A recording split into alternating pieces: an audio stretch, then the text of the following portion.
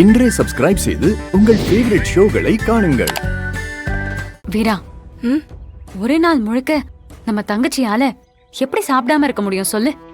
என்ன எல்லாரும் விளையாடிட்டு இருக்கீங்களா? அவ உடம்புக்கு ஏதாவது ஆச்சுன்னா யார் பொறுப்பாகிறது? என்ன அண்ணி, அப்படியெல்லாம் நான் விட்டுருவேனா? நம்ம பிருந்தா குடிச்ச தீர்த்தத்துல தண்ணிக்கு பதிலா பசி எடுக்காம இருக்கிறதுக்கான சப்ளிமெண்ட்டை கலந்து கொடுத்துருக்கேன். அதை குடிச்சா ஒரு நாள் முழுக்க தாராளமா சாப்பிடாம இருக்கலாம். நல்லா பசி தாங்கும். அப்போ விச்சிக்கு நல்லா பசி எடுக்கிற மருந்து கொடுத்துருக்கேன். அவளுக்கு வர்ற பசிக்கு எதிர்த்தாப்புல வர்ற ஆளுங்களை பிடிச்சி சாப்பிடுவா. எதுக்கு நீங்க யாரும் அவன் முன்னாடி போகாம இருங்க.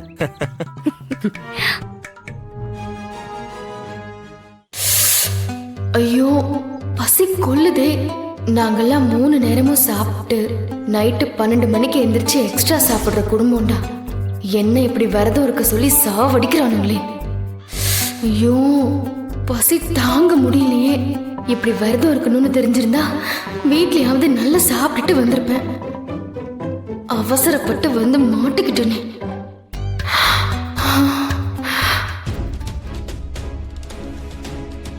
சரி, யாரும் பார்க்கல, பசியில ஒண்ணும் முடியல. 2 பழத்தை எடுத்து சாப்பிடலாம்.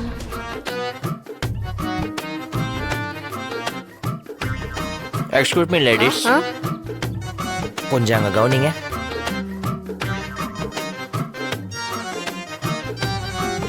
நீங்களே அவன் நேர்மையை பார்த்துக்குங்க. யாருக்கு சப்போர்ட் பண்றது நீங்களே முடிவு பண்ணிங்கப்பா.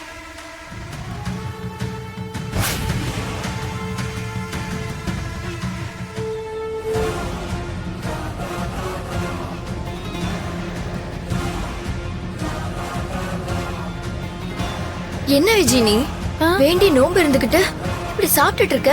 ஐயோ அக்கா, நோம்பு இருக்கலாம்க்கா. அதுக்காக நான் பசி மயக்கத்துல விழுந்து செத்து போயிட்டா அப்புறம் பாவம், அவருக்குன்னு யார் இருக்கா? அடேங்கப்பா, ஒரு 2 வேளை சாப்பிடலன்னா உயிர் போயிருமா என்ன? புருஷனுக்காக ஒரு நேரம் சாப்பிடாம விரதம் இருக்க முடியல. இவங்கெல்லாம் ஒரு நல்ல பொண்டாட்டின்னு நீங்களே சொல்லுங்க.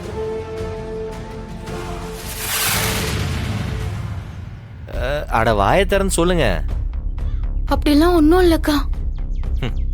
அதுவே அப்படியே அங்க பாருங்க, பிருந்தாவை பாருங்க.